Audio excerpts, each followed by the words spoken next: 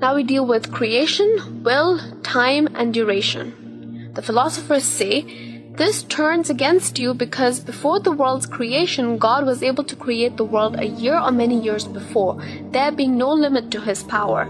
It is as though he waited, not creating, and then created. What then of the duration of his refraining from creating? Is it finite or infinite? If you say that it is finite, then the existence of God would be of a finite beginning. If you say that it is infinite, then a period wherein there are infinite possibilities would have elapsed. Al-Ghazālī says, according to us, duration and time are both created. The philosophers say that times are equal with respect to the possibility of the will's attachment to any of them. What then would have differentiated a specific time from what precedes and succeeds it when it is not impossible for any of the prior and posterior times to have been willed as the beginning of creation? What differentiated one of the two possible from the other with respect to the will's attachment to it? We know by rational necessity that a thing is not distinguished from what is similar to it except through that which specifies. If this were allowed, then it would be permissible for the world, whose existence and non-existence are equally possible, to originate in time and the side of existence similar in terms of possibility to the side of non-existence, would thus be specified with existence without there being that which would specify it. If you, Al-Ghazali, say that the will specifies it, then the question arises about the will's act of specifying and why it specified one possible rather than another. Al-Ghazali says, number one, the world came into existence when it did with the description it had in the place in which it did through will. Number two, this will is an attribute whose function is to differentiate a thing from a thing that is identical. Number three, if this were not its function, then power would be sufficient. Number four, that since the relation of power to two contraries is the same and there was an inescapable need for a specifying agent that would differentiate one thing from its similar, it was said, the eternal has beyond power an attribute that has as its function the specifying of one thing from its similar. Number five, if asked, why did the will specifically relate to one of the two similar? His question is similar to this. Why does knowledge entail as a requirement the encompassing of the object of the knowledge as it is? To the latter one would reply, this is because knowledge stands as the expression of an attribute that has this as a function. Similarly, will stands as an expression of an attribute whose function, nay, its essence, is to differentiate a thing from its similar. The philosophers say it is incomprehensible, indeed a contradiction, to affirm an attribute whose function is to differentiate a thing from its similar. For to be similar means to be indiscernible, and to be discernible means that it is dissimilar. Indeed, if in front of a thirsty person there are two glasses of water that are similar in every respect related to his purpose of wanting to drink, it would be impossible for him to take either. Rather, he would take that which he would deem better, lighter, closer to his right side if his habit was to move the right hand, or some such cause whether hidden or manifest. Otherwise, differentiating something from its like is in no circumstance conceivable. Al-Ghazali says, Al-Ghazali objects to this argument of the philosophers in two ways. The first way to object regards your statement that this is inconceivable. Do you know this through rational necessity or through theoretical reflection? It is impossible for you to appeal to either of these. Moreover, your using our will as an example constitutes a false analogy that parallels the analogy between human and divine knowledge.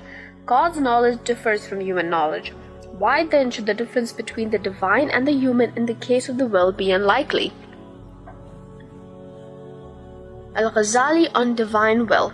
With what argument would you then deny one who says that rational proof has led to the establishment of an attribute belonging to God? Exalted be he whose function is to differentiate a thing from its similar. Is the issue terminological?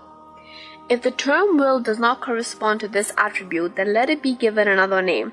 For there need be no dispute about names, and we ourselves have only used it because the religious law permits its use.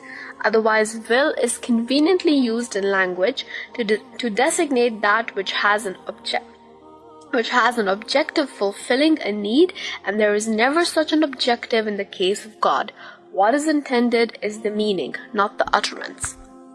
To clarify, is Al-Ghazali's example of two dates. In our own human case, we do not concede that the choice between similar things is inconceivable. Suppose that there are two equal dates in front of someone gazing longingly at them, unable, however, to take both together. He will inevitably take one of them because of an attribute whose function is to render a thing specific, differentiating it from its like. If all the specifying factors you mention, goodness, proximity, and ease of reaching it, we suppose to be absent, the possibility of taking one of the two yet remains. You are hence left between two alternatives. Number 1. Say that equality in relation to the individual's purpose is utterly inconceivable, which is sheer foolishness, the supposition of this equality being possible. Or number 2, if the equality is supposed, the man yearning for the dates would remain undecided, looking at them but neither taking through pure will and choice, which according to you are dissociated from the objective of taking a specific one. This is also impossible, is falsity known by rational necessity. Therefore, it is inescapable for anyone engaged in theoretical reflection on the true nature of the voluntary act, whether in the realm of the seen or the unseen, but to affirm the existence of an attribute whose function is to render one thing specifically distinct from its similar. The second way to object is to say to the philosophers, your doctrine does not differentiate between two distinct things, because you say the world has come into being through its necessitating cause with specific configurations that are similar to their opposites. Why has it been specified with certain aspects and not others, when the impossibility of differentiating one thing from its similar, as you uphold, does not differ whether in the voluntary act or in that which follows by nature or by necessity? The philosophers say the universal order of the world can only be in the way it has come to be. If the world were smaller or larger than what it is at present, then this world would not be complete.